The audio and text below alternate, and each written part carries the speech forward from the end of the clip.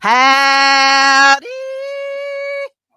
How's everybody out there in YouTube land tonight? I hope this finds you well. Lord have mercy. We got all kinds of people strolling in here to the live stream chat tonight. We got Driveway Workshop with Jim Bashirs. We got Siren Silver Stash. We've got Simply Wooden Creations. Looks like that's about it here. We got our awesome Matt Haas on the side. We're going to be giving away some goodies tonight. And I got my heifers with me. You see my heifers in the background there? You know, the heifers wanted to come for the giveaway tonight and see what all we're going to be giving away. And for anybody that's new here, what we appreciate you doing is hitting that like button and then sharing it out. Get the word out, because we're going to be doing this giveaway tonight. More the merrier. Get folks in here. And I'm going to be giving you your choice. You know, if you happen to be the winner, I'll give you your choice out on some stuff. So, you know, you're going to get to pick your prize. You might get to pick your nose. Crystal McGuire just showed up. Hi, Crystal. Good to have you. Hey, Crystal. Good to see you. I want to go on record that I put a like on this video page on all 7 channels that I have on YouTube. So he's just trying to butter me up. 7 of the likes were from one from my accounts. He's trying to butter me up. Me and Matt, we got a deal. We're buying lottery tickets because we're trying to hit this Powerball. And we got a deal between the two of us that we're going to split the pot if we win. You know, if I hit it, I give half of it to him. He hits it, he gives half of it to me. And we're going to split the pot. See? And he's trying to keep me buttered up here because he's afraid that I'll renege on the deal. No. And there's one stipulation. I'm going to deduct the $15 I spent on 5 tickets on your half of the winnings. Oh, I know that $15 will break you up if you win half of this pot coming up Saturday night, because I've done the math. I've done the math on this. And if you take cash out option, which is what we agreed to do, and you take 61%, which is what they say to take off, which would be your federal and your state taxes, and then divide it in 2, because we're going to split it, right? Mm-hmm. So it would be $49.5 million a piece, more or less. So you're going to get $48,990,000. You can't even do the math.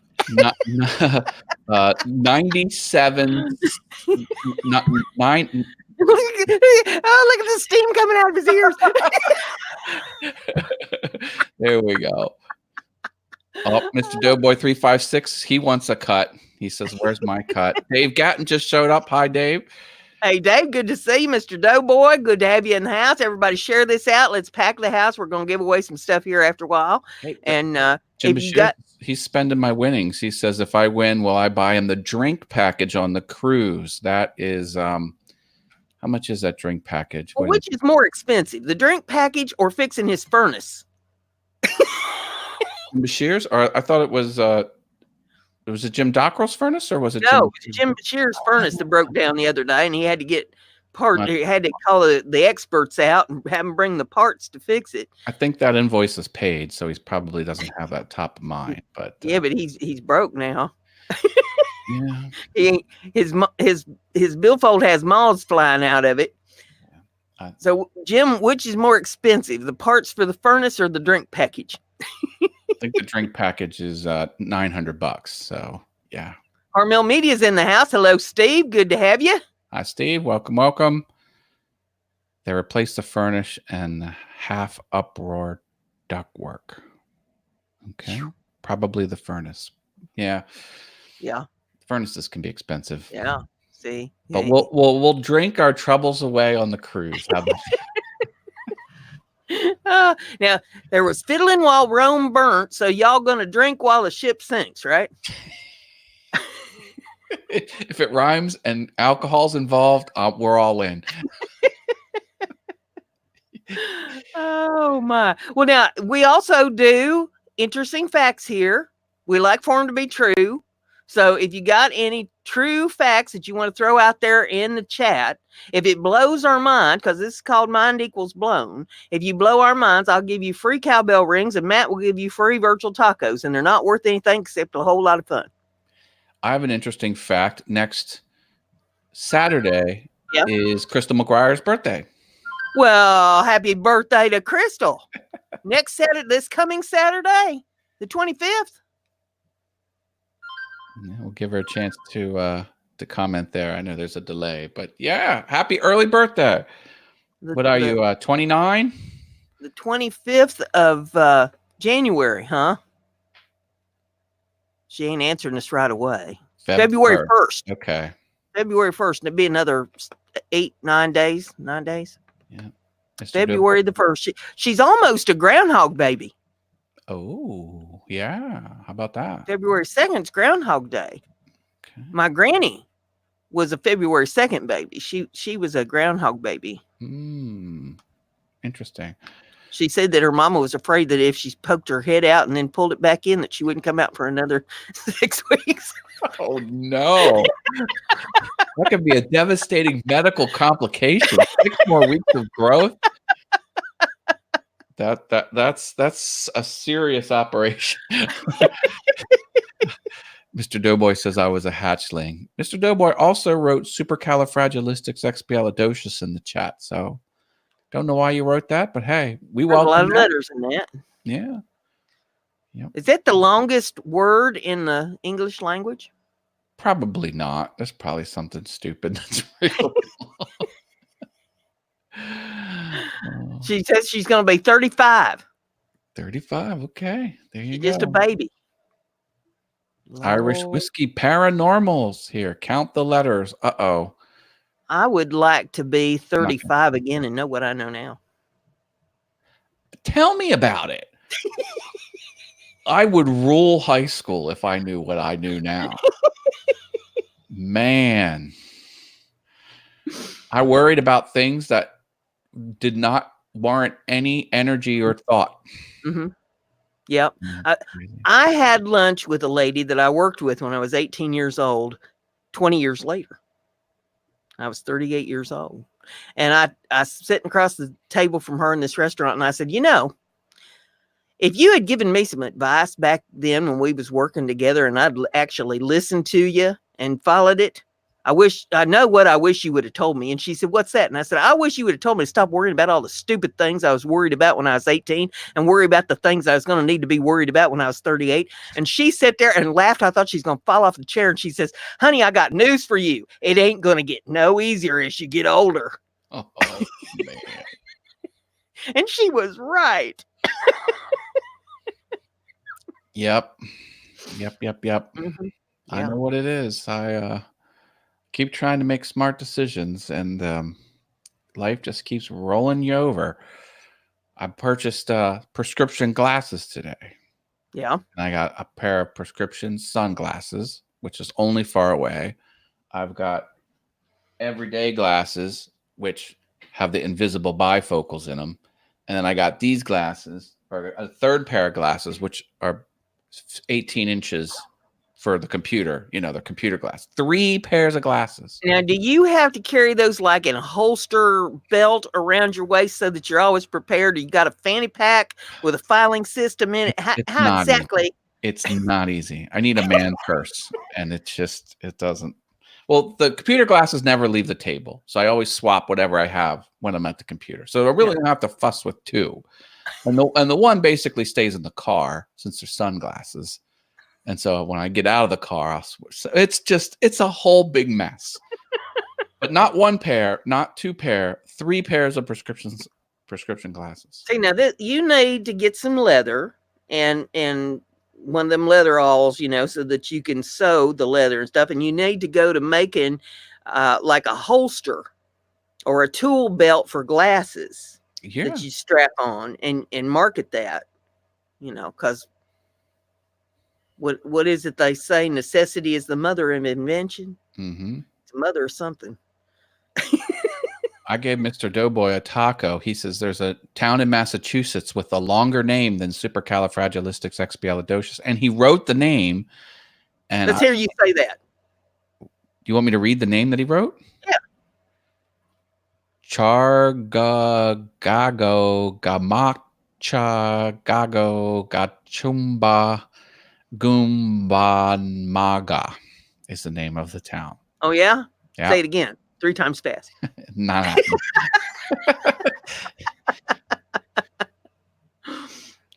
Irish Whiskey Paranormal says that he's going to have to buy some new glasses when he gets his refund. Yeah. Well, I got a new flexible spending account and I threw more money into it. Well, I threw more money into it. I'm getting more money deducted from my paycheck, as a higher limit. And then this glasses purchase basically wiped almost all of it out. So it's not even January and I got to get to December and I'm, But speaking of the leather, Irish Whiskey Paranormal says, get you a Singer from 1910 and sew leather. I've seen some of those leather sewing machines. Mhm. They are ancient and they are a beast. And they just as if it's fabric. You can't even tell it's leather. It's just doing its job, punching through the leather again and again and again and again. Yeah, an upholstery machine will do the same thing, but they're expensive machines to have.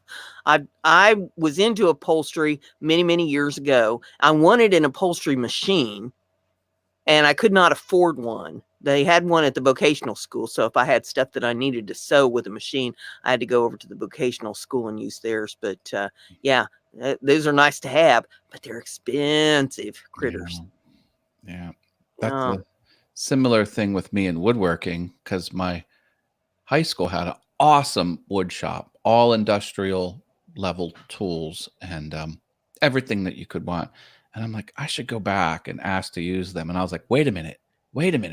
I'm an adult with disposable income. I could buy my own tools. No, I never bought the high end stuff. I just bought the little, bench tops. Having the disposable income is the key right there. You got to have that income that you can spend on this stuff. I started buying it. It was a kit. I got like a 3-tool kit. It was a drill and it was a little circular saw with just a little tiny wheel on it and another 3 battery tools. It all shared the same battery. And that little tiny circular saw, I cobbled something together and I'm like, oh, that wasn't too bad. And I started watching videos on how to do more advanced joinery because it was just butt joints. It was just 2 boards, screw them together. There's a joint. And then I was hooked. Yeah, my dad wasn't a fancy carpenter by any stretch of the imagination, but he knew how to make farm gates. We'd take like 1x6s and we'd make farm gates out of them to close up the gate to the pasture. And put gates in the barn to gate off one part of the livestock from another part of the livestock kind of thing.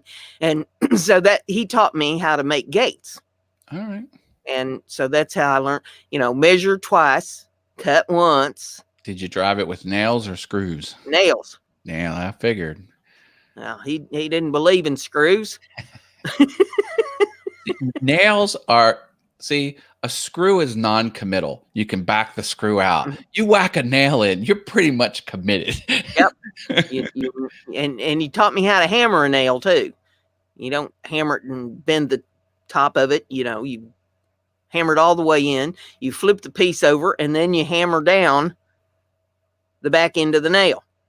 And you hammer it down flat into the wood. You don't leave pieces of it sticking out so that it can scrape the livestock or catch your britches or any of that. You hammer it down into the wood. He taught me how to tie wire too. If you're wrapping a piece of wire around a couple posts, you got 2 posts. You're trying to wire them together. Yeah. You put that wire around the 2 posts, and then you bend both pieces of wire, not just one around the other one. You bend them both. Got it. And if Dad come across somebody's piss poor wiring job someplace, he would just go off. For hours. He'd be going off about who in the hell put that together? Who taught them to wire? What in the world's wrong with them? They can't grab 2 pieces of wire and twist them. Yeah. That was his, back in the day, you'd never heard of OCD, but that was my dad's OCD thing, Wow. You better know how to twist a couple pieces of wire. Jim Bashir says, go nail or go home. Yeah. Yeah. Oh, my goodness. Exactly look at the town name. ZZYZX is the name of a town. Ziz-6. Zizix. Yeah. That's gonna get picked last, in the roll call. Yeah. It's all the way at the bottom of the list. Yeah, we had a kid in our class. From kindergarten all the way through senior year. And his last name was Zuzalo. Not He good. always had to sit last chair back of the room.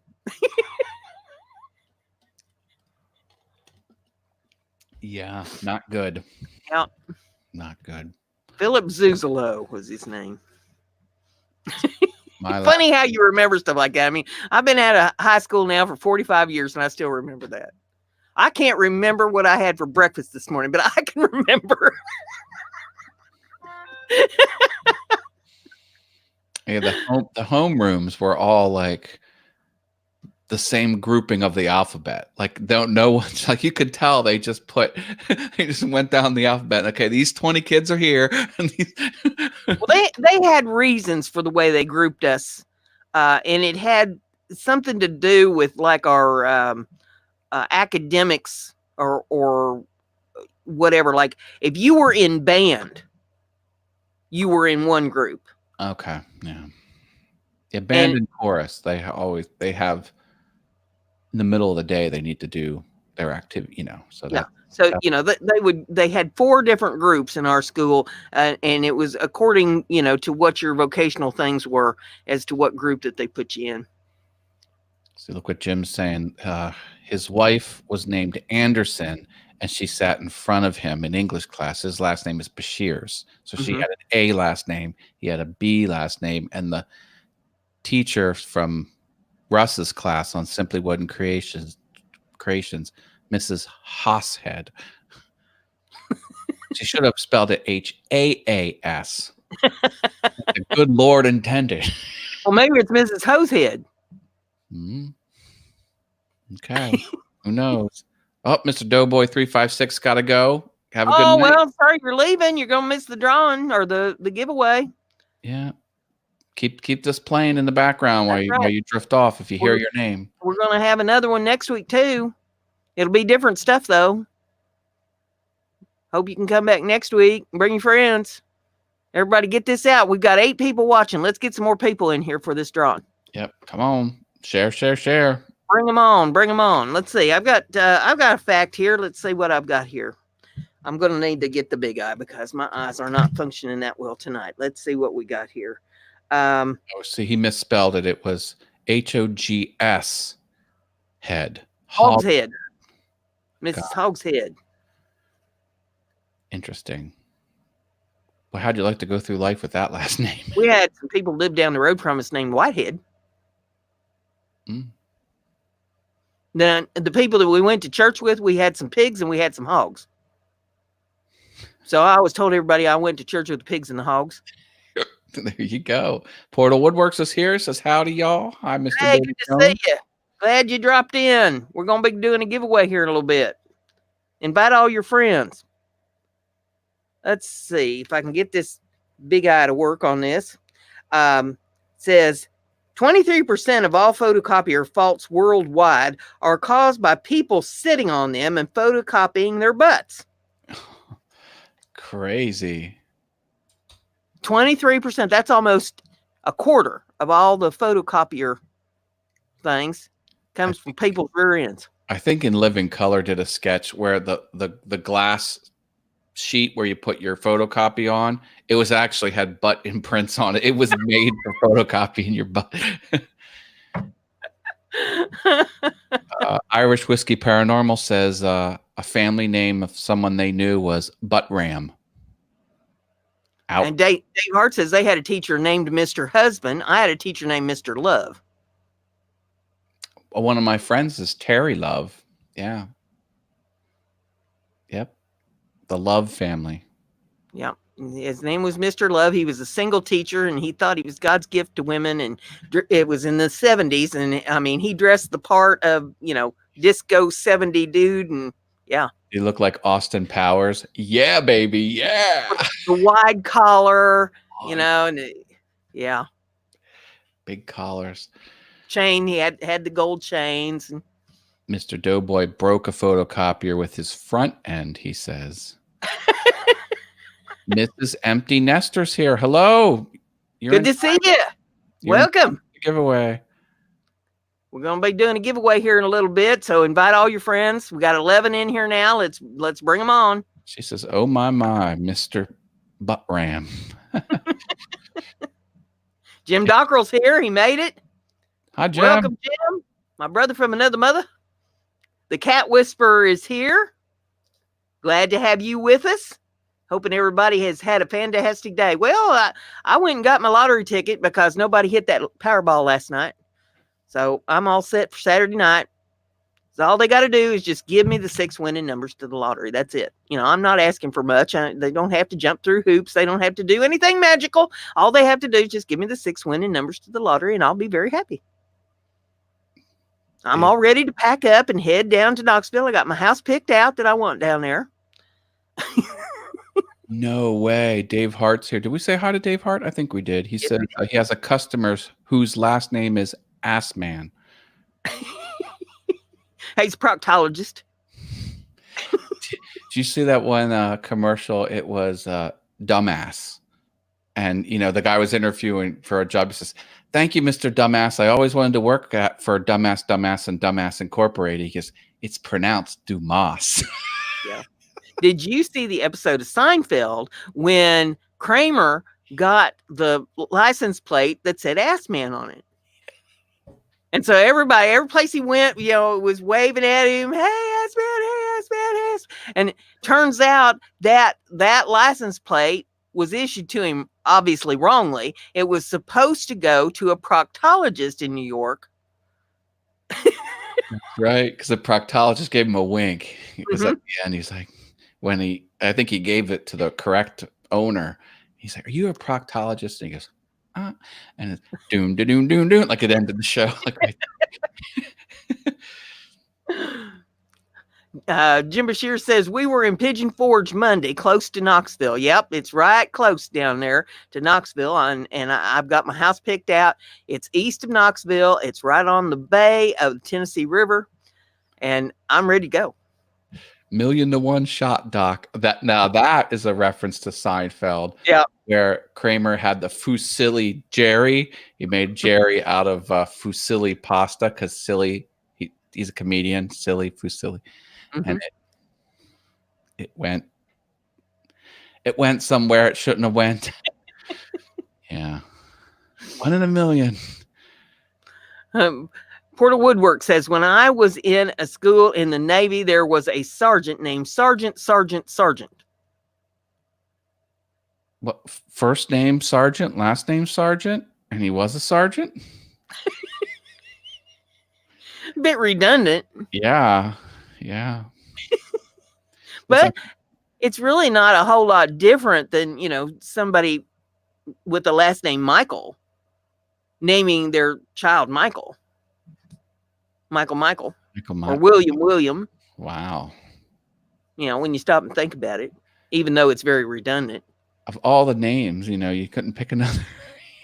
You had to do. That's kind of crazy. Like Mr. T, his first name is Mr., his middle name is the period, and his last name is T. That's how it is. He changed it that. Mr. Doughboy said, "Sir, yes, sir." Sir. Sergeant, sir. That would mess up the enemy if he got captured. What's your name? Well, Lollapalooza was a password the United States Army was using because people with an Asian accent can't say L's very well. Raraparuza, you know, so that's where that came from. Yeah, there's a YouTuber by the name of Lola that has a camping meetup, YouTube camping meetup every fall, or well, late into the fall. And she calls it Lollapalooza. Oh, there you go. It's out in Arizona someplace, I think. Here, I'm going to give a taco to Mr. Doughboy. Can you read the fact? That's a good fact. It says it is illegal in New Zealand to name your twin boys fish and chips. If that's a true fact, that deserves a taco right there.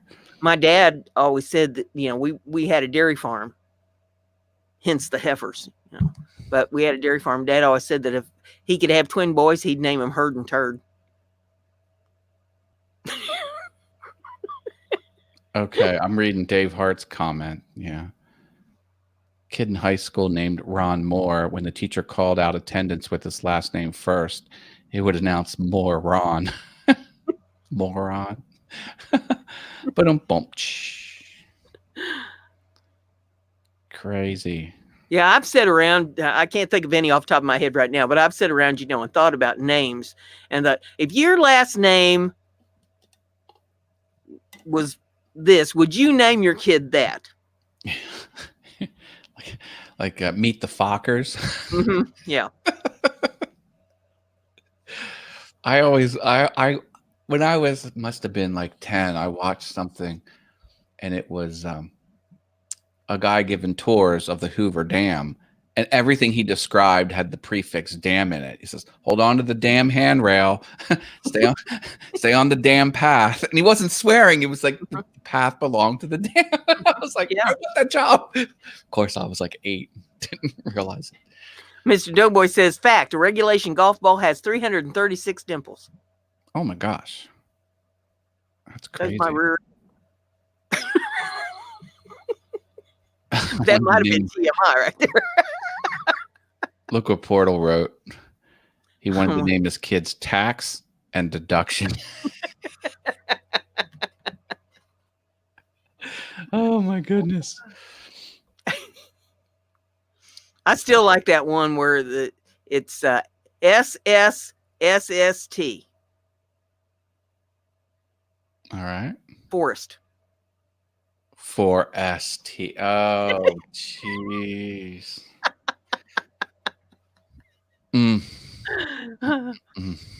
Or L, and then a hyphen, A. LA. Ladasha.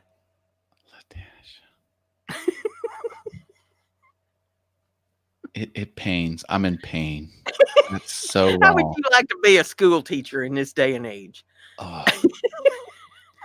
Well, that's the funniest sketch on the internet is the substitute teacher reading all the names wrong. Aaron. Aaron. Yeah. D nice. Denise. We had a girl in my class, her last name was Connard. And every year there'd be a new teacher, and every year the new teacher would pronounce it Canard. Wow, and so we all got so that we were ready. We were ready. They pronounce it Canard, and like a chorus. Oh no!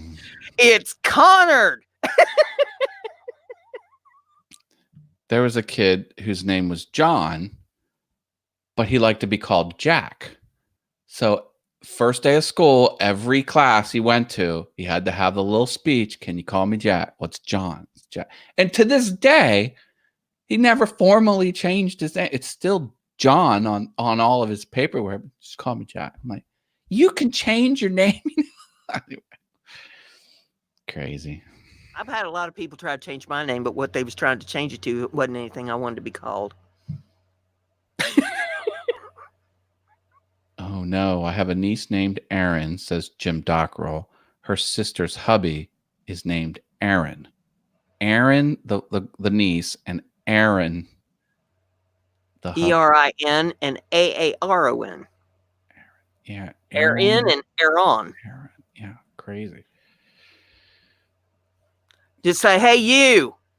Oh, I have a taco for Mrs. Empty Nester. She says there are no lakes in Maryland. I didn't know that. Give that. Whoop. Wrong name there. There we go with taco. Boom. See, I'm giving out. Did you get a taco yet, folks? You can get one. You can get one if you drop an interesting fact and it blows our mind. Pretty easy. We've had a bunch of facts go out there, and I have yet to ring the cowbell. The audience is now deaf. stuck that in on you. How are they supposed to hear you announce that it's ready to draw for the giveaway if you make them all deaf? Oh, let's see. Somebody said less cowbell. I don't know where my little cowbell is. There it is. It was hiding. Somebody want a little cowbell? People like a little cowbell. Oh, got a tomato, sparkly taco. tomato. Nom Yeah. nom nom nom nom nom. There's a sparkly taco. Yeah, because tacos are awesome enough, but add sparkles to them. Now, is that your glasses purse? That got like a zipper in it. You put your glasses in there. This would make a good man clutch, wouldn't it? Mm-hmm. A clutch purse. Put a little belt on it. You could wear it as a fanny pack. Oh my God. I don't know why I thought of that, but my Evan's grandfather gave him a little zipper bag. It looked like a dog. It looked like a legit dog. Now it was stuffed, but the realism was scary. And he says, "Is it dead?" Portal Woodworks gave $5 super chat. Woo! This is a dance contest. Woohoo! All right, get the we lights go. going. Gotta get the lights going. Green one's not coming on. Come on. There you go. My equipment needs to warm up. I think Portal pays us not to dance if I'm not confused. Thank you, Portal Woodworks. We appreciate super chats on BrendaG's Designs channel. Yes, it goes to pay for the postage to mail out these prizes that we give away. So, you know, everybody contribute to the postage fund. That's what I like to refer to it as. You know, they won't do it for free. I've tried to get them to up there at the post office. I've gone about. I said, can't you just mail them out for free this one time? Just this one time. It's your philanthropic, endeavor, And they won't do it. No matter how hard I beg or cry or nothing, I lay down on the floor and throw a fit, and it don't matter. Jim Doggerel says he puts mistletoe on his belt buckle at Christmas. I paused. I wasn't going to read that one. Does that work for you, Jim? Yeah, I want to know, has that ever worked, legitimately? I usually just put it in my back pocket, but hey.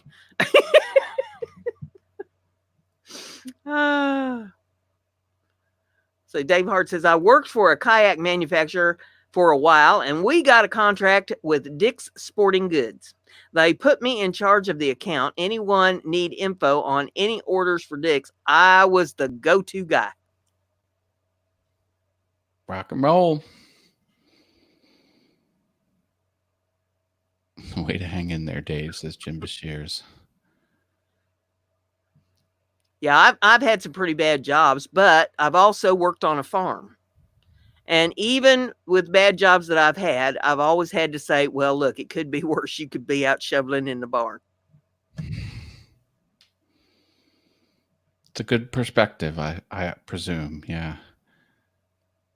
The fastest elevator in North America is located at One World Trade Center in Manhattan, running at 23 miles per hour, says Mr. Doughboy 356. There you go. Fast elevators. Yep. That's got to really mess with you. Ears probably pop.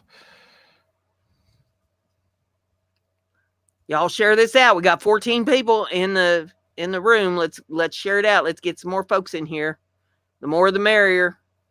And be sure to check out each other's channels too. We're also about networking, and that helps your channel, helps their channel. You go over, you watch a video. If you like what you see, you hit that red button, hit the like button, and leave them a comment so that they know that you've been there. Mr. Cool is in the house. Hey, Mr. Cool. Good to see you. What's up in pro wrestling host? Mr. Cool is the channel name. Welcome back to the channel. Good to have you here. Last night over on Scott's channel, Corkboard TV.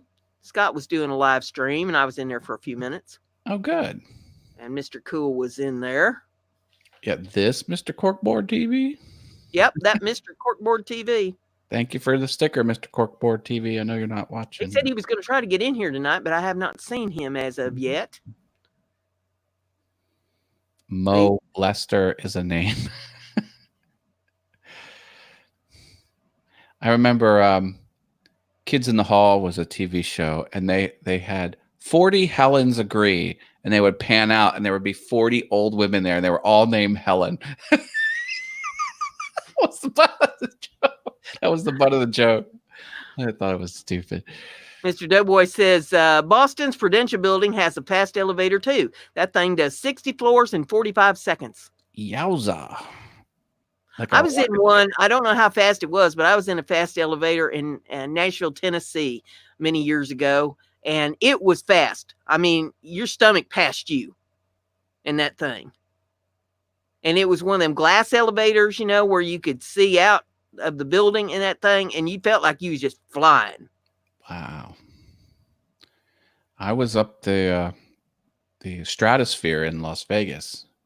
And it's a high elevator. I don't know. I don't know how fast it is compared to what we're talking about, but your ears pop on the way up for sure. Says Mrs. Empty Nester needs 2 more subs to get to 300. And now she only needs 1. Excellent. Somebody else help her out there. There you go, Ms. Empty Nester. Helen Waite is a loans manager. If you want a loan, go to Helen Waite. I remember Bugs Bunny had a doctor named Dr. Kill Patient. That was stupid. Or the law firm, the divorce law firm. Russ Meadows is here. Hi, Russ. Hey, Russ. What law firm? The divorce law firm. Ditch her quick and hide. There you go. Yay, she's at 300. That's what this is all about. You know, find friends, make friends. It's all good. And make sure that you check back in with folks, you know, and watch their videos. Hit that bell so that you can, you know, when they got something go up. And if you like what you see, if there's something on there, maybe you don't know how to do it. Maybe it's editing, maybe it's the way they're running credits on their streams or something, or maybe they have really good audio or picture quality or something. Ask them, you know, talk to them, get a conversation started with them. And that's how you're going to learn. It's hard to learn this through osmosis. That really is. I like helping people. I'm going to help someone get into video editing and make a show. As a matter of fact, on my next All Things YouTube show, Monday at 7 p.m. Eastern on the All Things YouTube channel, which I won't have one next Monday. I'm taking off the 27th, but on the 3rd, I'm going to have someone else here with me, and he's going to watch me do the show because I'm going to do an identical environment over at his place. And, you know, we'll see if we can get something off the ground. Should be fun. Yep. That's how it gets started. You learn, you meet other YouTubers and you learn from them, and not just one. You learn from everybody. You know, if you try to do this on your own, you're fighting a losing battle. Because everybody has different skills, and if you learn skills from different YouTubers, you increase your knowledge base exponentially. It's just fun to watch other people's videos and then just wonder. I wonder how they did that. You know, and then try and do it yourself. It's cool. Jimbo's here. One of the best ones that I like to watch is Cowboy Jojo's Adventures. He's out of Australia and he does travel videos. And I love the way he does these videos. They look like a movie. Nice. It's the way he rolls the credits in the beginning and the end of it and everything. And the picture quality is just immaculate. It's great. So, you know, if you all haven't checked out Cowboy Jojo, it's Jojo Adventures, go and check that out and see what he's doing over there, because we could all learn something from him. Oh, guess who's here? Kilroy's Odessa Woodworking and Maker Shop. Hi, Al. Well, hey, Al. Let's see here. I have to look it up because my poor old memory is not very long. We want to say hello to Al's Industrial Electronics class in Odessa, Texas. Hello, Al's Industrial Electronics class. I'm Matt from Awesome Wood Things. How was that, Al? Did I do that to please you? Oh, he says thank you. Excellent. All right, class. This is a question for the class to answer out loud. You know, Do you like Al as a teacher? Say yes or no. Really, really loud. Al's a good guy. We like Al around here. He's a riot. Al's taught me a thing or two. Yeah. He's Mostly very creative. stuff I can't tell anybody about, but Oh. He's smart. Smart as a whip, that Al. And he's a creative person too. He's got a wood shop. He makes awesome things. Oh, Mr. Doughboy wants to know if we still do Raise the Curtain. Yeah, we can do Raise the Curtain. If anybody wants us to show their channel on the big screen, just let us know. Just say Raise the Curtain there in the chat, and we'll put your channel up on the screen here and let everybody see. We'd announced it several times. Nobody wanted us to do that, so I just kind of stopped saying anything about it. But yes, we certainly can do that. Jim Dockrell says, Brenda's going to need some of them industrial electronics. Valentine's Day's coming up. Salvatore's here. Hello. Hey, welcome. Salvatore. Good to see you. We're going to be doing a giveaway here in a little bit. We're giving everybody time to get into the chat and get their supper over with or whatever they're doing. We've got 18 watching now. Let's get a few more in here. We can do. So we got Mr. Doughboy says, sure, raise the curtain. So you want to put his up, and yep. I'll click on you here. There we go. This is Mr. Doughboy 356. He's an amazing craftsman. I'm a big fan. All kinds of stuff. He does stuff with coins. He takes little bitty things and makes unbelievable stuff out of them. The little cowbell that I rang a while ago. There's the little cowbell. It is made out of a couple coins, and he put a cow on top of it. It's kind of blended into the green screen there a little bit, but he put a little rubber cow there on the top of it, and that's the cowbell that he made for me. We have a little guy here. Can you kind of see that? Mm-hmm. Isn't that cute? And yep. Look, the little pan is made out of a coin. Yep. All bubbled out. Feet are coins. Very creative. Those shells in the body. That is Mr. Doughboy 356. Here, I'll put the link in the chat. Go over there and press the red button. Turn it gray. We like the red buttons gray. He's very talented, and he makes a lot of really cool little tchotchkes.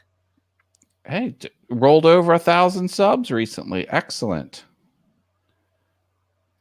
Get your 4,000. Whoops.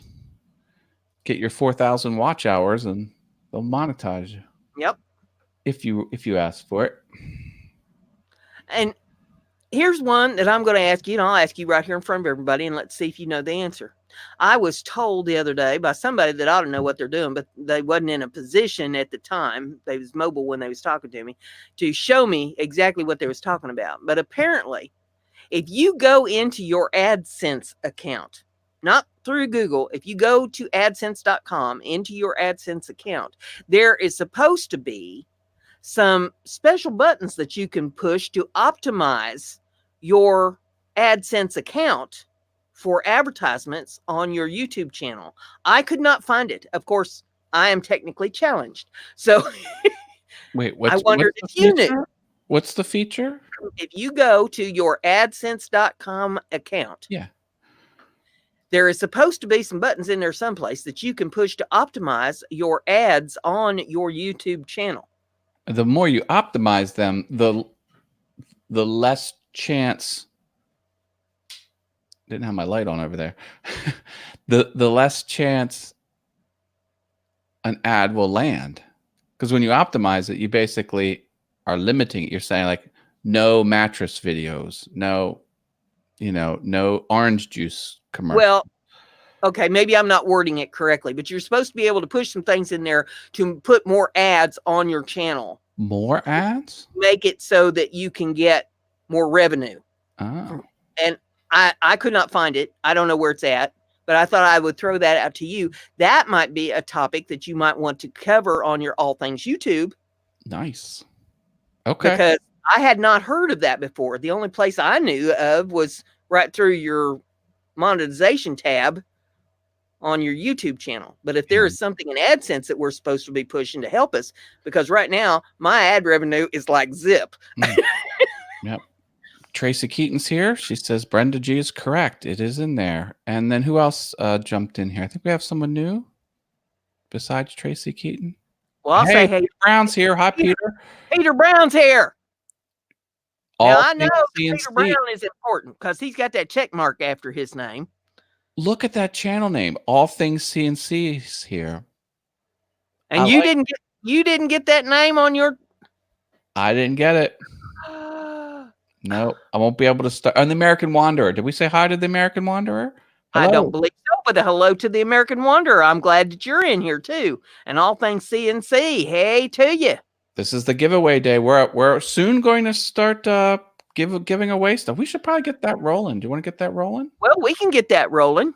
Okay. The way I'm going to do it, I got a whole bunch of stuff surrounding me here. And so what I'm going to do is I'm going to ask you, now don't do it until I say go, but I'm going to ask everybody out there to pick a number, and I'll give you the range and everything. And then when the number comes up and I say, hey, okay, we've got a winner, everybody stop. And then I'm going to give you your choice of like 2 or 3 items. You know, which one do you want out of 2 or 3 items? You know, so you get to pick your prize. Sounds fair enough. All right. So I want you to pick a number between 1 and 20. Because there's 20 people. It shows 20 people in the chat. Pick a number between 1 and 20. Only do it one time. Just one time, one guess. And go. All right. They're starting to come in. And we got a winner. All right. Winner, chicken dinner. Winner is number 7. Oh, that was me. And I'll prove it to you. I'll prove it to you because I had the numbers written down here. Can we get it so it's red? There it is. Number 7. So Matt is the winner. All right. And I've got, let's see, I've got a choice. I don't know, Matt, do you have an air gun for spraying paint? I have a cheap one in the box. I do. Okay, I've got these filters that you use in an air gun to filter the paint so it doesn't get oogie googies that go all over your painting projects. So I got those. Let's see, I've got I'll get it out of the package here so you can see what it is, an armband cell phone holder that you put on your arm, and it holds your cell phone. And there it is. Oh, one corner of the phone goes in one, and one corner of the phone goes in the other. These things spread apart, so you can fit your phone in there, and it holds your phone secure while you wear this thing on your arm, and it closes with Velcro. Okay. So got that. And I've got,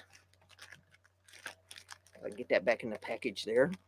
Well, I may have to show that again. I'll leave that sitting there. I've got dishwasher pods. These are organic dishwasher pods for washing your dishes.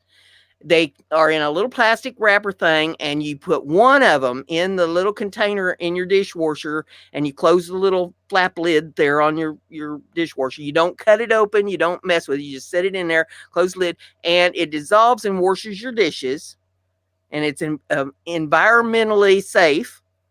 There's 32 of these in a package, so if you only do one load of dishes a day, that's over a month's supply of dishwasher pods for washing your dishes. So out of those 3 items, do you have? I'll take the armband. I'll wear the phone while I mow the grass in the summer, and I'll use my headphones that are noise canceling headphones, but they also play. It comes in a nice little zip pouch there. Nice. So thank you, Brenda. We'll put that there, and I've got a piece of paper here and my pen, and I will write down that you won. Jim Bashir's asks, can we eat the pods? No. Oh, Jim Dockerow has 2 dishwashers in the house, so that might be a good Yeah, Now, and then the Simply Wooden Creations also asked, can you eat them? for people that live outside the United States, you're welcome to win, but you will have to pay the postage to get it to you in your country of origin, because it's expensive, and I'm on fixed income. So I will put that preface out. I always say that on all my giveaways. All right, now, want to do another? Let's rock and roll. Okay. I have a number between 1 and 20. Go.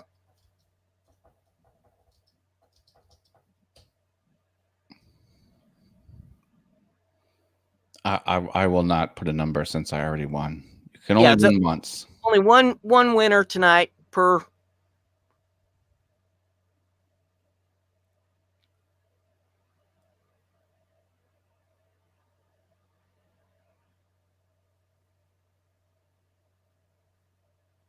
I don't think we have a winner. We don't have a winner yet.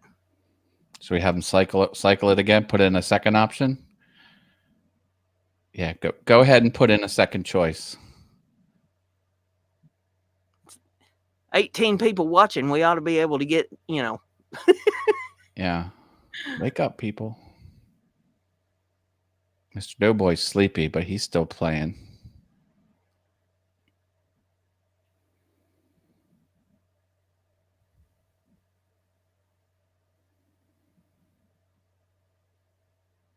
Still don't have a winner. I think I see everyone has a duplicate. Shall we open it up again? Let's try one more time. Come on. Come on, folks. Look at the list. What number ain't up there? I would say the numbers out loud, but I don't want to.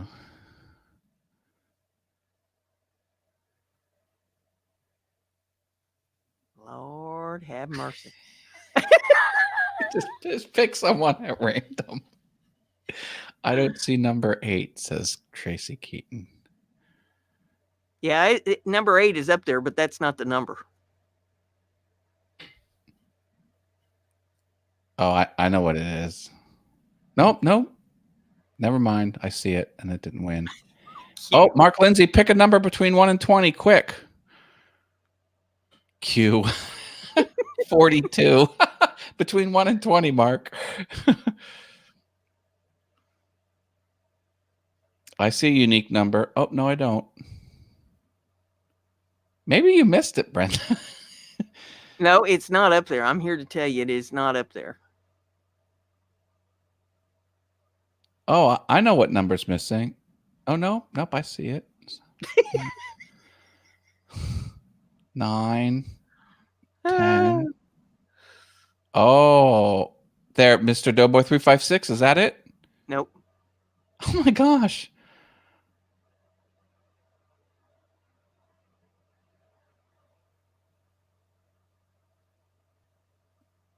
Oh, I know what it is now. Y'all are, some of you gotten real close. Bob Lee's here. Hey, Bob Lee, good to see you. I've realized there's one number that hasn't been written down. Scroll back up, people.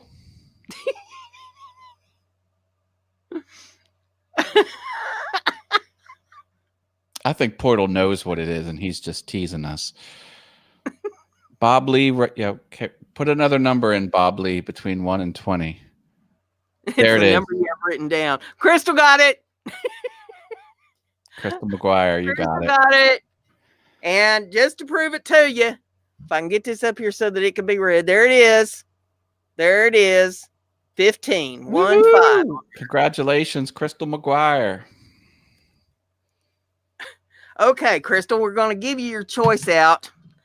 And what have we got here?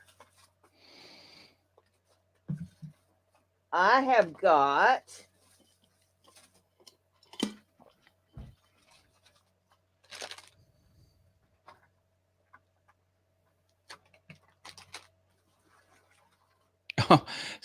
Driveway Workshop with Jim Bashir's put the character F as in Foxtrot, and he says that's the hexadecimal equivalent of 15. I've got a pack of 4 items here, And what it has in it is the charcoal peel-off mask. It has the little applicator wand. I have a unopened package of what they call it, nails fungal treatment pins for treating toenail fungus, and a nose hair trimmer. I'll throw that all in as one package. Or if you would rather, I've got the dishwasher pods up here, and I've got a pack of the heavy duty magnets. And these are the ones that come with the screws so that you can screw them into something wooden and hang something metal on them. Which of those three would you like? The first package. Okay. She wants I'll call it the beauty package. There we go. We'll refer to that as the beauty package. And I'll set that aside and I'll write down here, Crystal, Crystal, beauty package. And Crystal, you are going to need to go over on Messenger and send me your mailing address so I can get it out to you. Because I know I do not have your mailing address. Mark Lindsay's getting funny. There are 10 types of people, those who know binary code and those who don't. Yeah. Okay, I'm going to give away one more pack tonight. And I've got my number here, and it is a number between 1 and 20. Are y'all surprised? It's a number between 1 and 20. Let's see if you can guess this one. Go. Okay. Our first entry.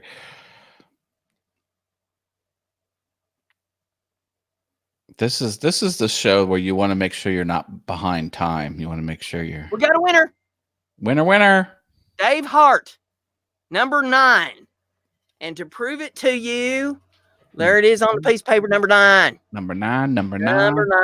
Oh, okay. Mark got the dinner bell. Now, Dave Hart, I have got these filters that you use on your air sprayer to keep the oogie googie out of your paint on your spray jobs.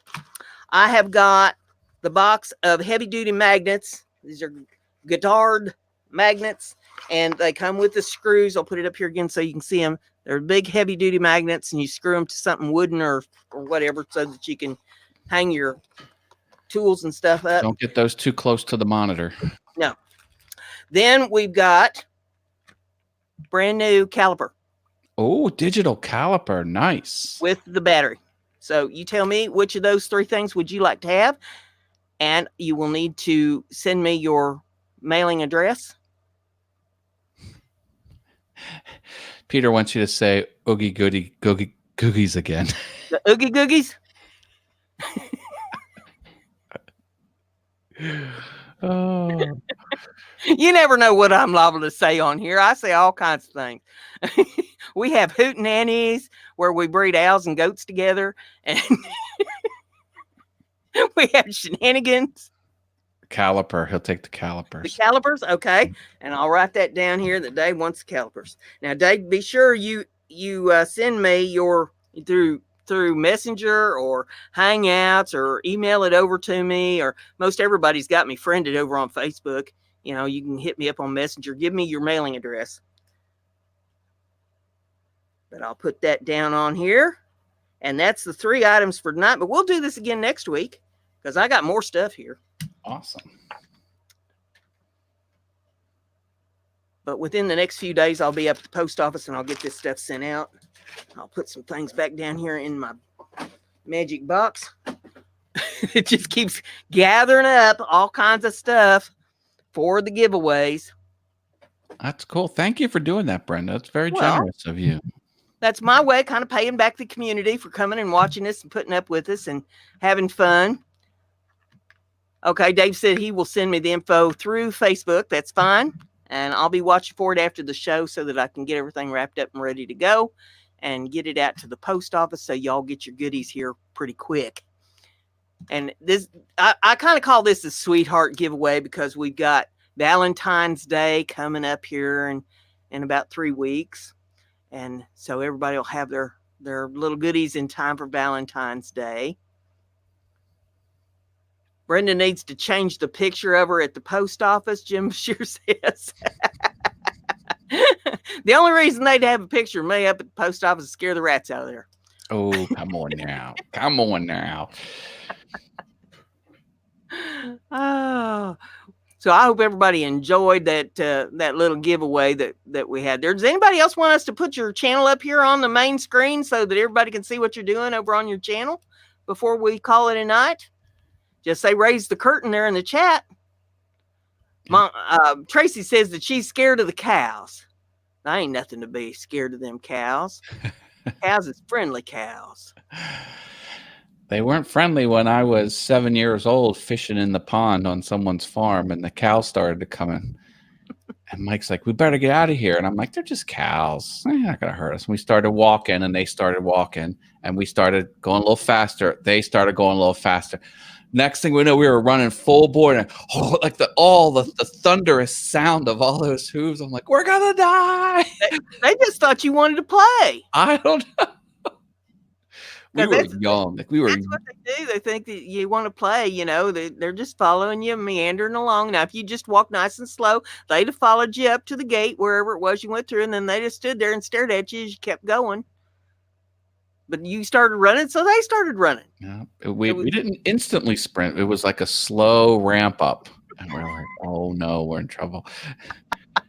American Wanderer says, only one thing we need is more cowbell. Oh, we need more cowbell. I like that sketch on Saturday Night Live. Bruce Dickinson, he's like, guys, I put my pants on one leg at a time just like everyone else. But after I do it, I make gold records. Right. That's right. Does everybody still enjoy my Heifer Havens that I'm putting out? I love the Heifer Havens. You never know what's going to happen on Heifer Haven, you know. I was telling Brenda earlier, I like when she starts it out. She's reading her little paper. Dear Heifer Haven. She stretches it out. Dear Heifer Haven.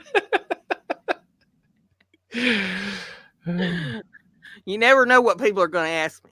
You know, somebody asks me something different every day, and so I'll just keep a stack of them here and pick one out and give Peter them some Brown. Yeah, he hinted back to Saturday Night Live. He says, "Explore the studio space." Are you sure, Bruce? Yeah. Clink, clink, clink. They started busting up laughing too. Did you see that? If you look closely, they're trying not to laugh. He turns around. That's got to be hard because it's live. On that bell, the more his shirt raises up, you know, and his belly hanging out. Oh, I gotta have more cowbell. Getting into it. Well, the first app I downloaded for the iPhone, my first iPhone I ever got, it was a cowbell app. And it had a picture of cowbell, and you just touched it, and it went clink, clink, clink. That's all it did. And then once you stopped, it said, I got to have more cowbell. That was the whole app. I think I took it off to save space. But, I had somebody sent me a picture of a piece of sheet music for cowbell, which, you know, that was me. Okay. Yeah. And I put that up on Facebook, and somebody said that it was boring. I said, not the way I did. Oh no, I know what I sent you. It was Twisted Sisters.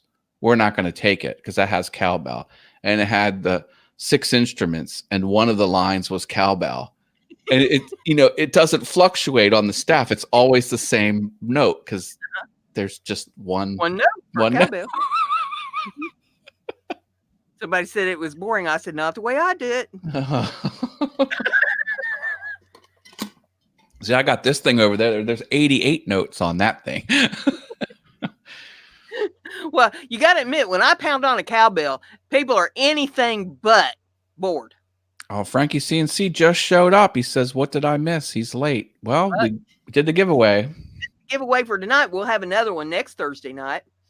So you have to be in here for next week's giveaway. We gave away some pretty cool stuff. You don't want to miss my giveaways. So I've got a lot of stuff over here. I mean, half of it I didn't even get out of the box yet. There's still some of my jewelry in there. There's a game controller. There's a TV antenna. There's bath bombs. Nice. I got all kinds of cool stuff. Eclectic mix of goodies. Yep. So you never know what I'm liable to give away in here. And there's more stuff comes in all the time. And I've got more stuff that I need to go through. I got a whole box full of different kinds of cell phone cases and holders. And I'm your one-stop shop for cell phone stuff. I found a home for the cell phone case you gave me. Yeah. Yeah. That got passed along. Good. Yeah. Because it was a different size. It was the right make. It was the wrong size. Yeah, they come in different sizes. Yeah, that's what I didn't know for sure, but I figured you're into the Apple stuff, so that No, it has a good home, I guarantee it. And it was kind of girly. It had the paisley print on it. Yeah, I think. Well, you like the white stuff, and that was white print. So I thought, well, he'll like it. If he doesn't, his wife has an Apple phone. Maybe it'll fit hers, So. But yeah, I don't know anybody that's got Apple stuff except for you. You're the really? You're the one-stop Apple guy. It's a popular phone. Half the people have them. Well, I don't know that half of the population. I mean, you're the minority. Okay. Who type iPhone or Android in the chat if you have an iPhone or an Android. We'll figure it out. Jim said last time somebody gave him something, it was a hard time. I've tried to give you stuff several times, Jim, but you're cheap to pay for the shipping. All right, Bob Lee, iPhone, Android, iPhone or Android. Oh, that's you. Yeah, I was kind of prompting them to what to do. So Dave Hart, Bob Lee, both have iPhones. He has both. He's rocking them. No Kool-Aid for me, says. No Kool-Aid. Now we're at half. We have half have Android, half have iPhone. One has both. So there. I said 50%. iPad, I will count that as an iPhone.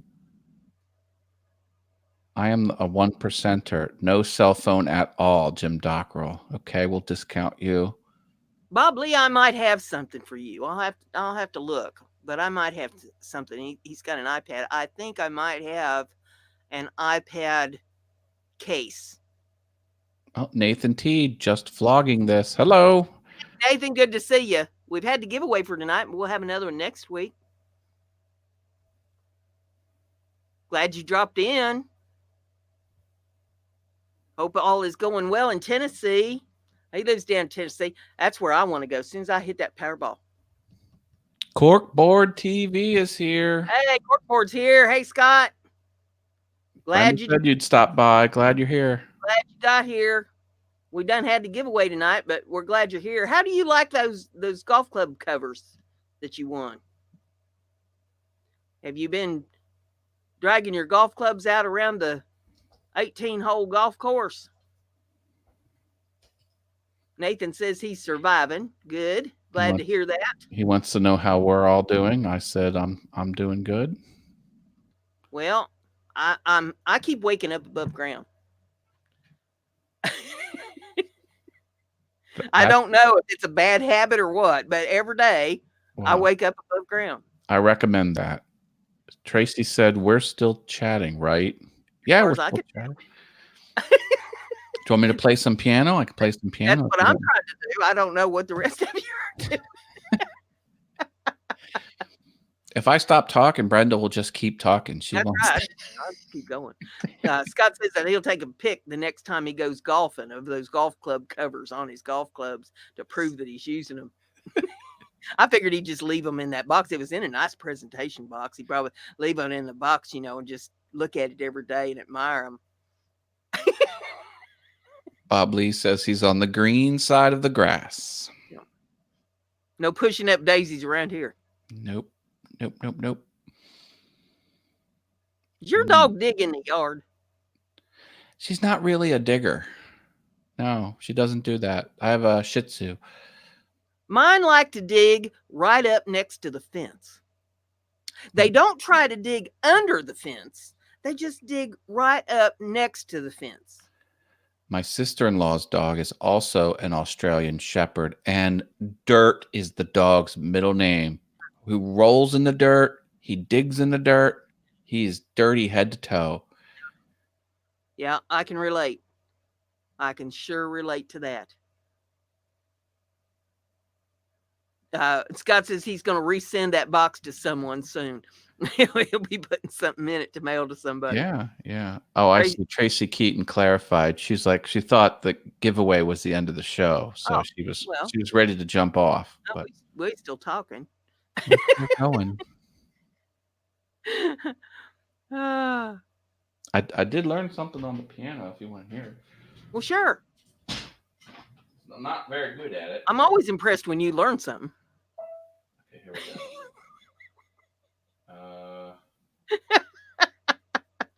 There you go.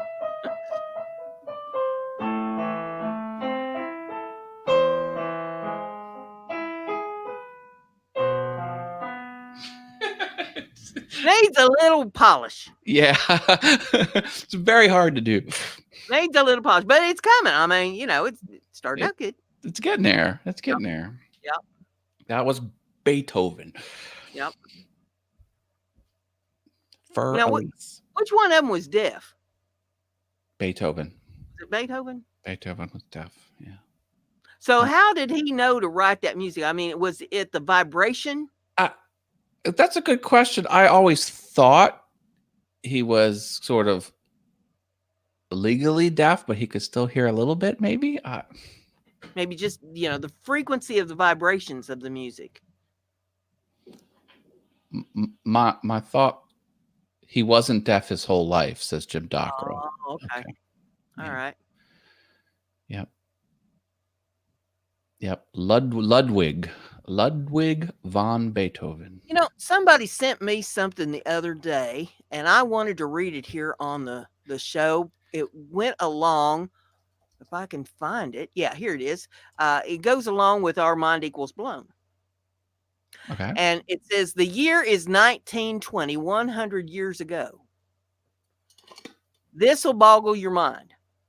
The year is 1920, 100 years ago. What a difference a century makes. Here are some statistics for the year 1920. The average life expectancy for men was 47 years.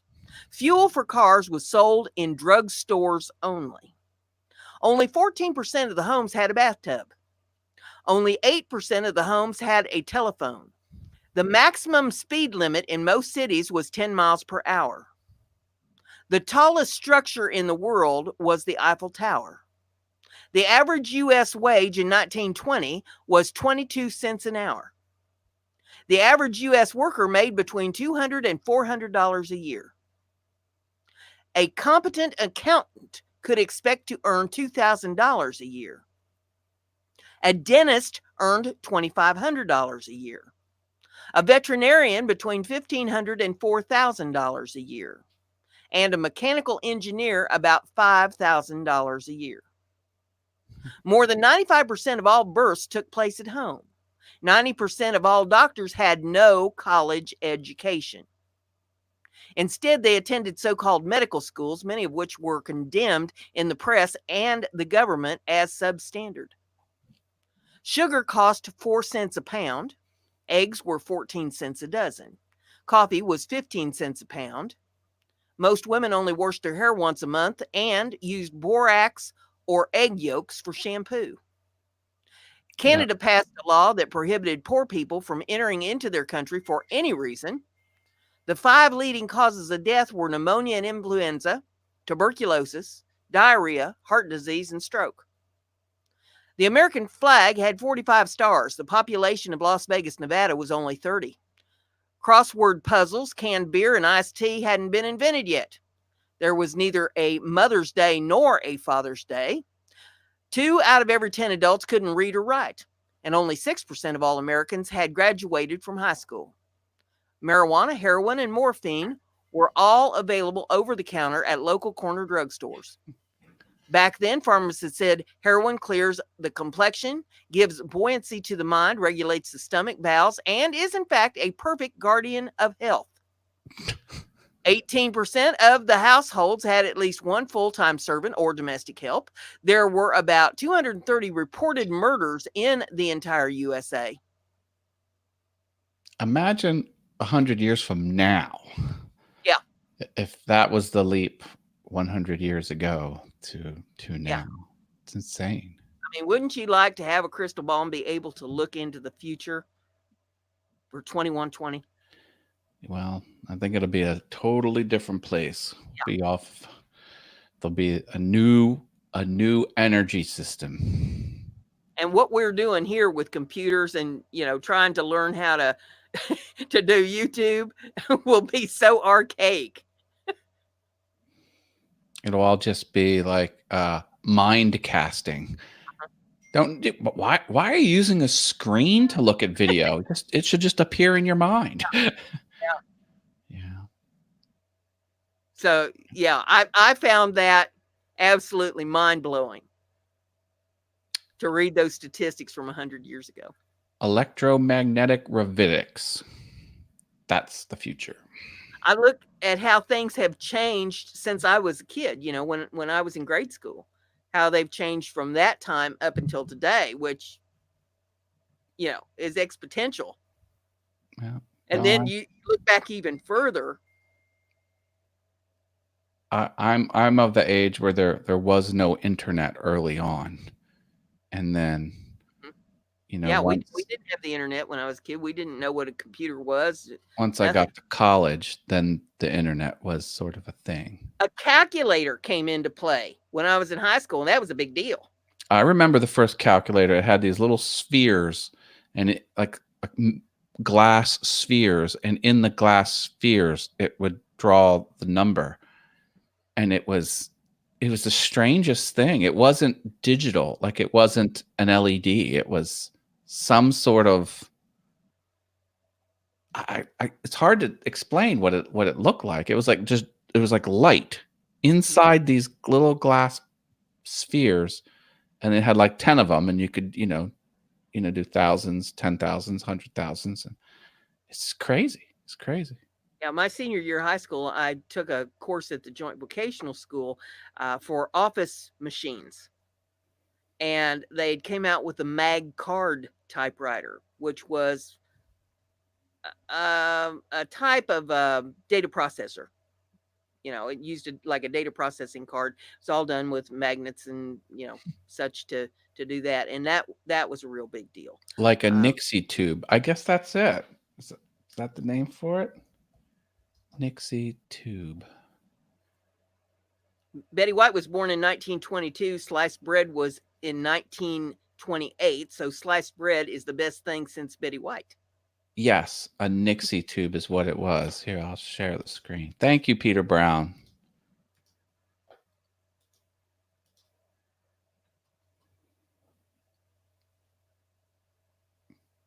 It looks something like this. That was the technology of it. Only scaled way, way down in a calculator. Yeah. It was bizarre. I'd never seen anything like it. Jimmy Shear says that their test equipment in the Air Force had those. And then, speaking of typewriters, someone had a typewriter with an LCD screen in it, and you could type 3 sentences, 3 lines, and then hit a button, and then it would type the 3 lines out. Mm-hmm. So I'm like, this is a miracle. Like, I don't have to get the white out and, white out my mistake was. I can just type 3 lines. We had the old Underwood typewriters, the old manuals, and then they came out with the electric typewriters, which, that was a vast improvement. And then they came out with the electric typewriters that had the ball cartridge in it. That ball was wicked. I'm like, it's magic. and then they came out with the electric typewriters with the ball thing in it that had the corrector tape so that you could type and the white thing just went typed over the letter. It still looked like hell, but And then they finally came out with a word processor so that you could just correct everything on the screen and didn't have to type out all your typos and mess with the whiteout. My father worked for the state drug administration in Pennsylvania, and his office had a dot matrix printer. Mm-hmm. So it would send files down. And later, when I was an adult, I learned about the technology, and you would compose the whole document on the the monochrome screen, black background with the green text. And then when you would send it to the printer, it would only send one line at a time. Just push that down the wire, and it would do the line, and then roll up and then it would do another line, roll it up.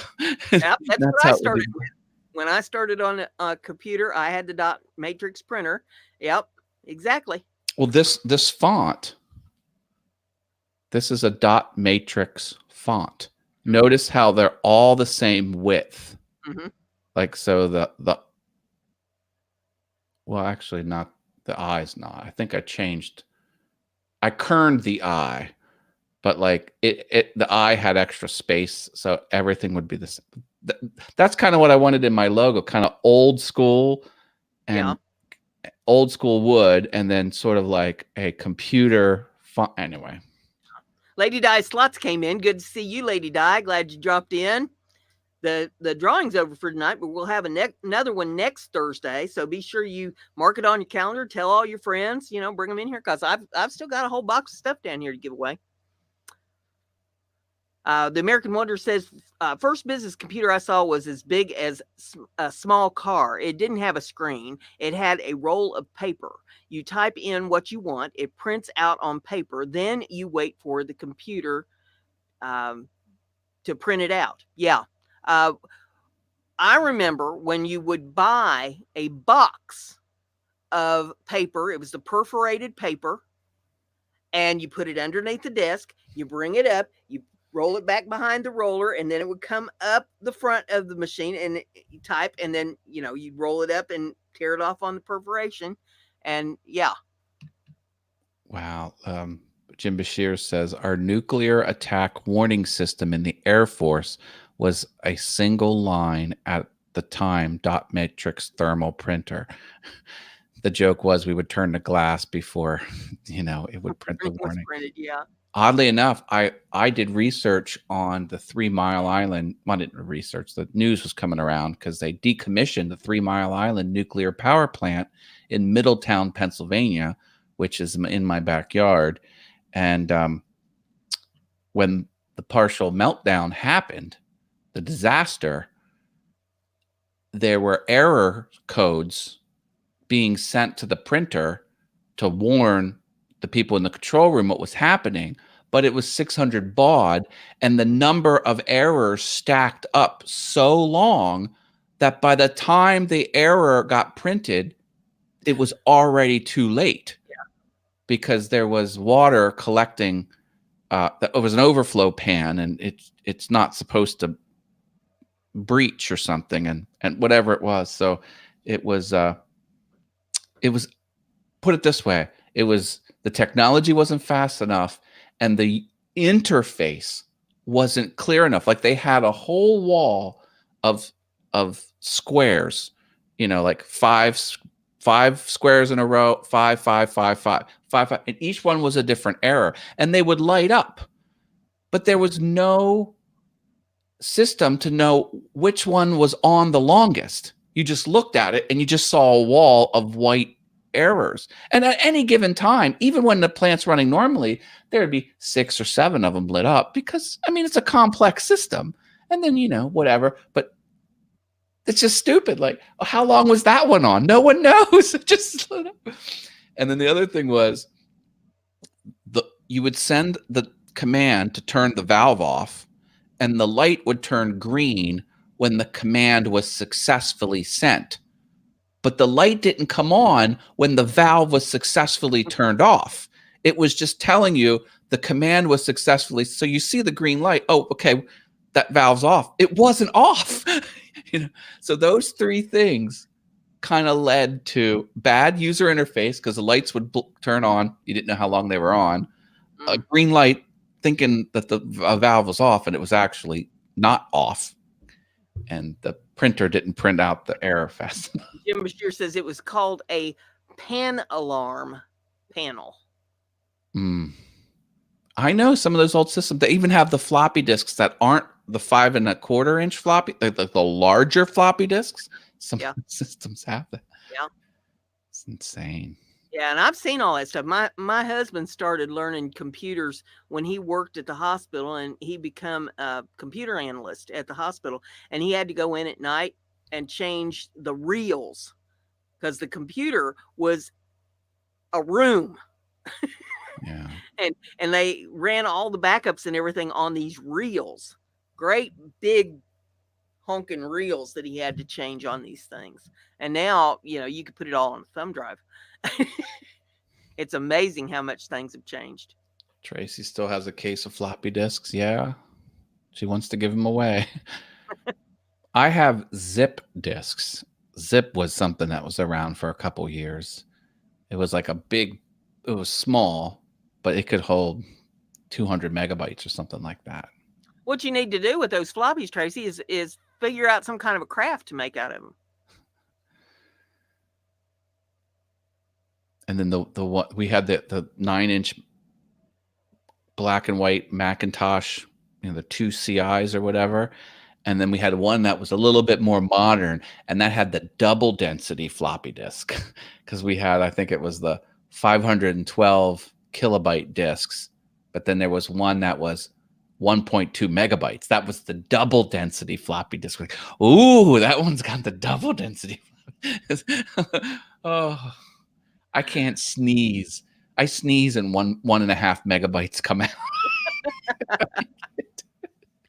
Jim Bashir says the first computer I worked on after I got out of the Air Force at Island Steel was a Westinghouse P580, had a punch tape to boot it up. It was a fire control computer off a Korea-era battleship. Wow. And Mark says the oldest computer I ever worked on was the data computer on the radar equipment I worked on in the Army. Our radar was built in 1950. Huh. Yeah. Wow. Yep. Well, we've been going here for about an hour and a half. You reckon we ought to wrap it up for this week? And yep. Well, we'll get things ready for next week's giveaway. There's no show on All Things YouTube on my other channel this Monday, the 27th, but I'll be back on February 3rd. Yeah, he's going to be in tax prison. I got to get my taxes ready for the tax man, if you can believe it. They're going to put him in the dungeon. They're going to chain him to the wall. My taxes are a cluster mess, I'll tell you that much. Oh, nothing's easy. Everything's complicated. Well, see, you missed your calling. You should have been an accountant. This wouldn't be a problem. Well, I don't have time to learn one more thing. All Awesome Accounting Channel. God. I'll tell you what, though. Here's the thing about accountants. They're fun as hell because their job is so freaking boring. They usually have very outgoing personalities. And when you hang with them, they go 100%. Like, they're fun people. They're fun people. I'm telling you. They let their hair down. They really let their hair down. Well, my accountant, he is like the best. He can get a tax return out of stone. Like, he can just find you money. But he's also a drummer, and he has a band. And the band plays about 3 gigs a month around central Pennsylvania. And it's fun. And it's mostly 80s music. 80s music. I was like, yes. And the band's name, the M80s. Get it? Like the little firecracker. Well, quarter stick of dynamite. Yeah. So much fun. But just because he's a rock star doesn't mean he's not a good accountant. Like, he's an excellent accountant. Jim Dockrell says YouTube's being hit by the I can't even say it. Matt-pocalypse? Yes. And Mark says, yeah, accountants are a real blast. I don't know if he's being sarcastic or not, but they are. The more boring the profession, the more fun the person is my takeaway in life. Hold my number 2 pencil. I'm going in.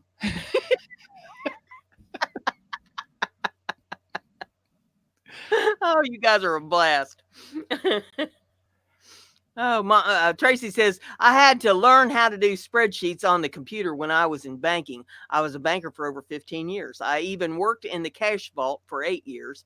I'm still not tech savvy. Now, for those that worked on the early versions of spreadsheets, you had to trigger a calculation. Like if you had a column of numbers and then at the bottom it totaled them up. Like right now, it just in real time, it just does it. No, the earlier ones you had to go calculate and then it would refresh and it would actually do your your algorithm. It's crazy. You had to save a lot because they would always crash because they were on Windows systems. And back then it was Windows, 98 or whatever. Jim Shear says Lotus 123. That's what my husband worked on at the hospital. I can't tell you how many Lotus books he had and how much time he spent learning Lotus 123. What is that? Is that like a language? Like a what? A computer language. Wasn't it like a spreadsheet though? Or was it? I don't know. Well, I don't know enough about it to tell you, but it was like a computer language. You wrote programs using Lotus 123. Lotus 123. Let me see what the internet says. Is a discontinued spreadsheet program from Lotus Software, later part of IBM. It was the IBM's PC's first killer application, was hugely popular in the 80s and contributed significantly to the success of IBM PC. There you go. Lotus 123. Yeah, and this was back in the 80s. Oh, here, look. Let me share the screen. Yeah, endless hours. Can you put the screen up? Here it is. Look at that rendering of the spreadsheet. Wow. Yep, yeah, that's what spreadsheets used to look like. What he used at the hospital where he worked. And this one's fancy. Look, it has the graphing package to it. Yes, see where it says net income? There's at one point, I don't know if this was a feature of Lotus, but some of the early spreadsheets, they wouldn't calculate. So if you changed salary to 3,000, this wouldn't roll up to 9,000. Crazy. Tracy says actually it would make a 5.5 inch by 6 inch and 3-inch block. That's it. Oh, because you didn't have many cells. Oh, okay. That's probably what they're saying. I work for the government, says Peter Brown. We have a system that runs on Lotus 123. Ouch. Today, he says, double ouch. Oh, my gosh. Well, I'm impressed that Peter Brown came to see me. Thank you, Peter. He pops in from time to time. It's always good to see you, Peter. Always good to see everyone in the chat. Glad you came out, had fun. We'll do it again next week. Come back, bring your friends. More the merrier. We like to have a good time here. Yep. Mark Lindsay says, Peter, holy cow, didn't see you here. Say, pay attention. He had to step out for dinner, so he had the dinner bell in the middle of the show. Don't leave my show. You never know what's liable to happen in here. You can go 3 days without food, Mark. You can make it till my show goes off. We ain't on here that long. Frankie says a pound of $100 bills is over 45 grand. How many pounds do you reckon is in 45 million? 49 million. 49,500,000 to be exact. How many pounds of money is that? I don't know. Probably as much as a tractor trailer weighs. You reckon they'd give me all that in cash so that I could just get naked and roll in it?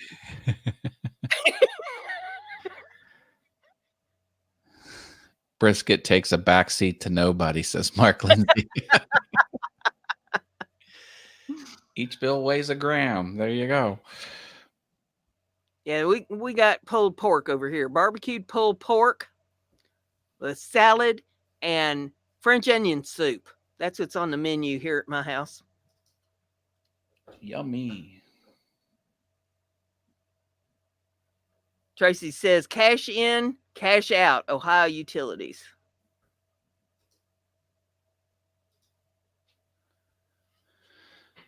What's your lights blinking for? You got a ghost in there? No, I switched the resolution on the monitor, so I went to a different pixel ratio, and it all went black and came back on. Oh, okay. I thought you had a ghost in there flipping your lights on and off. Poltergeist was about to grab you, and I thought we're gonna get it live here. My video's gonna go viral. I think I have some of your spooktacular stuff around here. Maybe. I'm finally gonna get a viral video because Matt's gonna get grabbed by poltergeist right here on my live stream. Yeah. Here we go. Oh no, the ghosts are here.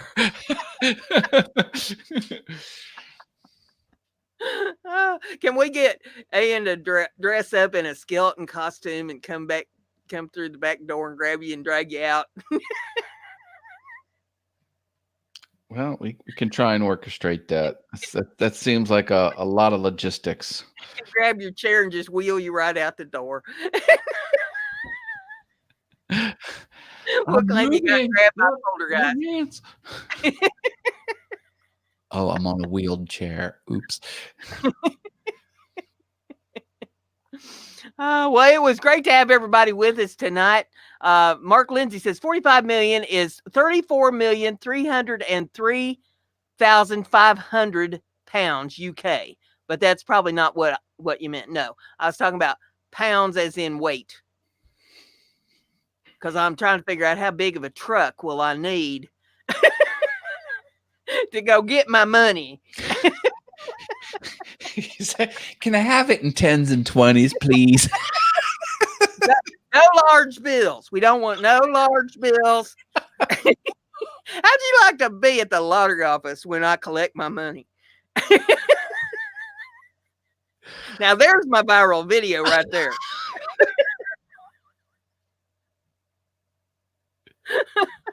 How many Brinks trucks will I need to take with me to the lottery office to collect my winnings? A whole caravan. To spend half of it just to gas those suckers up. Jim says you won't need a truck at all. It'll just be transferred electronically. Well, that ends all the fun right there. I mean, look at that viral video that one guy had up, that guy you like so much, where he took the wheelbarrows full of pennies and bought a car. Say that there's the viral video right there. Mm-hmm. I'm trying to cover as many bases as I can. I want the money so that I can get the house that I want down in Knoxville to get out of this cold. And I want to promote my YouTube channel by getting my viral video. So what do they call that? That's vertical marketing. Yeah. Let's cover as many bases with this as we can possibly cover. Dave says that money is staying in Pennsylvania. There you go. Well, now it depends, because say Matt's in Pennsylvania, but he's splitting with me. So some of it will go that way and some of it won't. Less $15. I'm gonna cut it in half, and then I'm going to keep the $15 that I paid out for the tickets. I don't want to hear any complaining that I'm shorting you $15.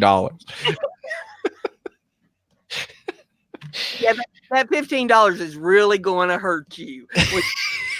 It's the principle of the thing. $500,000, and that $15 is just going to eat you up. Lord, would you listen to him, man? Oh. Yeah, Frankie says, I hate Mr. Fake Anyone can make a video of giving away free money. Yeah, that's sort of Mr. Beast's thing. Gives away a crap ton of money. Did you see where he had the bank where you just walked in and they would just hand you money? How do I get him to do that? He set up a bank. They had a guy on the street saying free $75, and people would go in. They would hand them hundreds and thousands of dollars each. They would let 6 people in at a time, and they would just hand you money. And they just kept doing it and doing it and doing it. And the one time the guy put a little too much money, he accidentally gave someone $15,000. And he had to go to the boss and say, I accidentally gave it. He goes, that's good. Keep it up. Because I think you burned through 100,000 that way. Just giving out handfuls of cash. I mean, whose rear end do I have to kiss in order to get him to do that for me? Mr. Beast. Look up Mr. Beast on the YouTubes. Every video has 1 million views or more. I am never at the right place at the right time for something like that to happen. Lord. If it involves putting a nylon stocking over your head, Brenda, don't do it. Oh, there ain't a nylon stocking big enough to go over this head. I'll tell you what. Frankie says the dude gets money to give away from sponsors. They say here is 10 grand to give away in the videos. Yeah. Man. David Dobrik will do that too. Like, you know, some corporation will call him up. He says, can I have 50 grand? I'll say your name on my video and we'll give it away. He'll say, all right, everyone, buy. Then it says whatever the brand was, some, I don't know, Chrysler or something like that. And then he goes and gives away the money. It's insane. The lottery winner will be here in Georgia. And how do you know that, Portal Woodworks? Do you know something I don't know? See, I'm pretty well banking on that it's going to be me. You know, because hey, I've been hanging in there. I've been true and faithful. You know, ever since it got above 200 million, I've been true and faithful, hanging in there and doing my thing every week, casting my spells. How can it not happen? Got my little voodoo dolls with the pins and stuff. You know, hey, I'm doing everything I'm supposed to do here. Look, Tracy Keaton's got it right. He paid all that money for all the tickets. LMAO. Yep.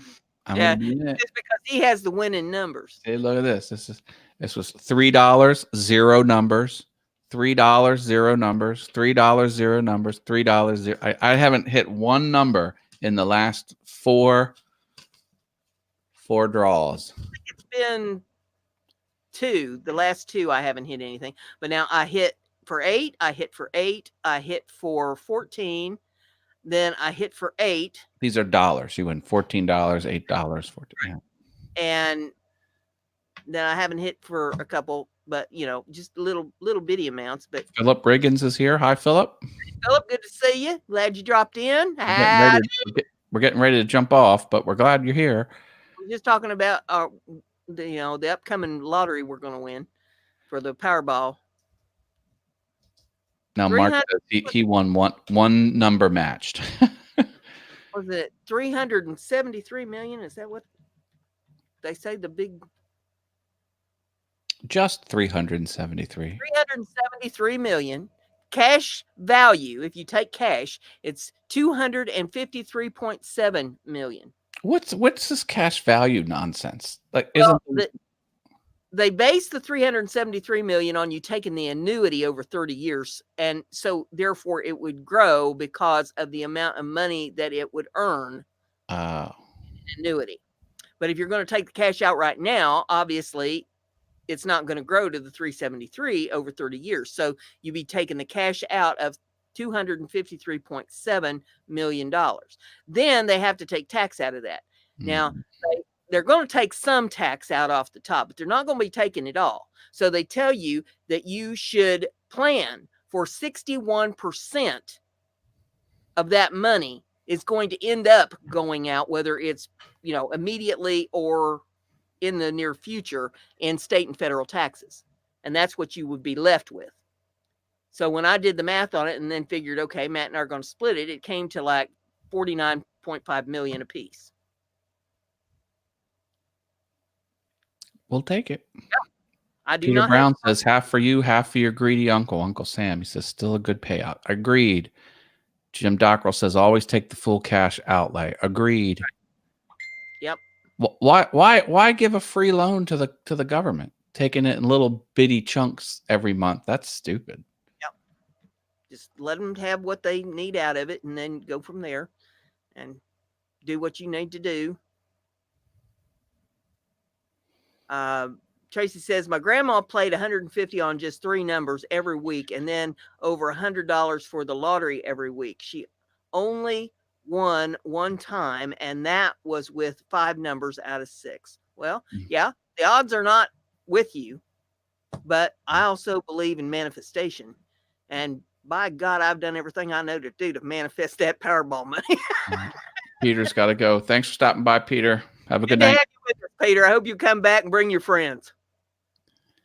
All right, we ready to wrap this up, Brenda? Well, I reckon so. I hope everybody had a good time, and come back next week. We'll give away more stuff. Bring your friends with you. More the merrier. And you never know what's liable to happen here. So, with all that being said, I'm going to say good night to everybody, and we will see you Saturday night over on Simply Wooden Creations on Russ's panel. If you're not a subscriber over there, get over there and ring the bell. Over and we're back here on the 30th, Thursday the 30th, for Mind Equals Blown. And we'll be back here. We'll be back here on the 30th, and Mind Equals, or Matt's show will be on the 3rd. Yep, February 3rd, Monday, February 3rd. All things. Okay. All right, now that we got my mind straight, we'll see y'all down the pike. Night, everybody. Good night.